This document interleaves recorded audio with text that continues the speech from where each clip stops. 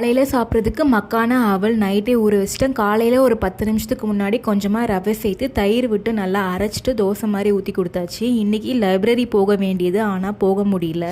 Temperature ரொம்ப drop ஆயிடுச்சு, குளிர் ரொம்ப இருக்குது. சரி அடுத்த வாரம் கூட்டு போய்க்கலான்னு விட்டாச்சு. பாப்பா இப்போல்லாம் ரொம்ப பிக்கியாக தான் சாப்பிட்றா, முன்னாடி மாதிரி சுத்தமாக சாப்பிட்றது கிடையாது. அதனால் பார்த்து எல்லாமே செஞ்சு கொடுக்க வேண்டியதாக இருக்குது. முட்டை சாதம் கேரட் ப்ரோக்கோலியை சாட்டே பண்ணி கொடுத்தாச்சு, கொஞ்சம் தான் சாப்பிட்டா. 13 to 16 மந்த் ரொம்ப பிக்கியாக தான் சாப்பிடுவாங்க போல். அவளுக்கு என்ன பிடிக்குதோ அதை மட்டும் தான் சாப்பிட்றா. முன்னாடி மாதிரி மதியானம் ரைஸ்லாம் சாப்பிட்றதே கிடையாது. ஏதாவது ஃபிங்கர் ஃபுட் கொடுத்துட்டே இருக்க வேண்டியதாக இருக்குது. ஈவினிங்க்கு பிரெட் இருந்துச்சு, அதில் கொஞ்சம் சீஸ் போட்டுட்டு காயை இந்த மாதிரி ஆனியன் கட்டரில் கட் பண்ணி மேலே போட்டாச்சு. நல்லா லோ ஃப்ளேமில் வச்சு இந்த மாதிரி சீஸை நல்லா வேக வச்சுட்டு அதுக்கப்புறமா கொடுத்துட்டேன். ஒரு 2 ஸ்டிக் சாப்பிட்டா அவ்வளோதான். மிச்சத்துக்கு பால் தான். சரி பால் குடிக்கிறான்னு அதில் நட்ஸ் கலந்து கொடுத்தாச்சு. பாலுமே பார்த்தீங்கன்னா மேடம் வெறும் பால்லாம் குடிக்க மாட்டாங்க, பாதாம் மில்க் அந்த மாதிரி ஏதாவது மிக்ஸ் பண்ணி கொடுத்தா மட்டும்தான் குடிப்பாங்க. நைட்டுக்கு நீ எனக்கு சாப்பாடு கொடுத்துப்பாரு, உன்னை பூரி கட்டையால் அடிக்கிறேன்னு வெயிட் பண்ணிட்டு இருந்தாங்க.